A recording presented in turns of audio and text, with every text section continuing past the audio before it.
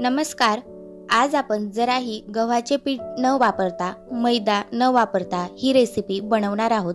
ही recipe आपण अगदी 15 ते 20 दिवस छान अशी हवाबंद डब्यात भरून ठेवू शकतो आणि आपल्या मुलांना आवडेल तेव्हा त्यांना खायला देऊ शकतो. मोठे सुद्धा खूप आवडीने खातील. अगदी छान अशी झटपट होणारी रेसिपी आहे. चला तर मग आता व्हिडिओला सुरुवात करूया. माधुरीज किचनमध्ये तुमच्या सगळ्यांचे अगदी मनापासून स्वागत. आज आपण छान अशी कुरकुरीत रेसिपी बनवणार आहोत. त्यासाठी एक बाउल घेतले, एक मोठी वाटी बारीक रवा घेतला. रवा अगदी बारीक घ्यायचा. त्यानंतर त्यामध्ये आपण चवीनुसार मीठ टाकून घेणार आहोत. 2 पळी तेल टाकून घ्यायचे, एकजीव करून घ्यायचे. त्यानंतर पाणी घालून आपण याचा एक डो तयार करून घेणार आहोत. बघू शकता अगदी छान असा नरम डो तयार झालेला आहे. 20 मिनिटं झाकून ठेवायचे, म्हणजे रवा सगळेच पाणी छान असं शोषून घेतो. त्यानंतर छान असं मळून घ्यायचं, अगदी नरम होऊस्तर मळून घ्यायचं. त्यानंतर याचे गोळे तयार करायचे आणि मळून झाल्यानंतर एक गोल गोळा तयार करून आपल्याला हा गोळा लाटून घ्यायचा आहे. या पद्धतीने लाटून घ्यायचा. छान असं बारीक लाटून घ्यायचं. जेवढी ही पोळी आपल्याला बारीक लाटता येईल तेवढी लाटून घ्यायची. त्यानंतर चाकूने असे आडवे उभे रेषा मारून आपण कापून घेणार आहोत.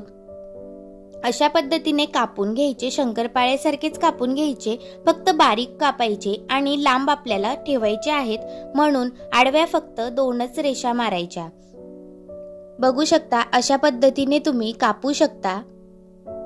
असे लांब लांब आपल्याला कट करून घ्यायचे आहेत. त्यानंतर गॅसवर कढई ठेवलेली होती, त्यामध्ये तेल तापायला ठेवलेले आहे. तोपर्यंत आपण हे सगळे शंकरपाळी एका प्लेटमध्ये काढून घेऊया.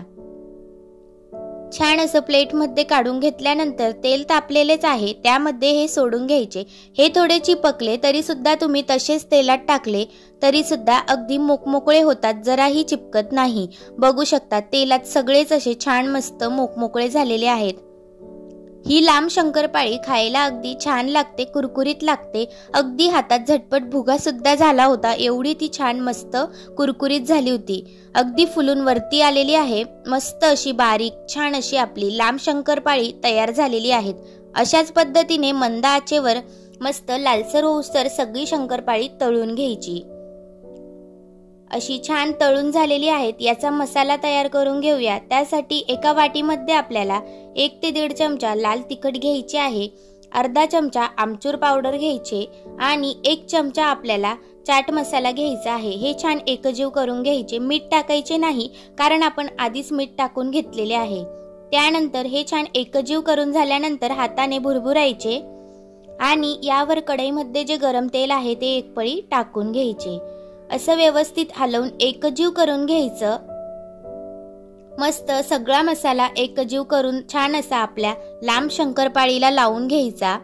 मस्त आपली लांब शंकरपाळी तयार झालेली आहे. पटकन तुटत सुद्धा आहे, हातात सुद्धा झटपट भुगा होत आहे.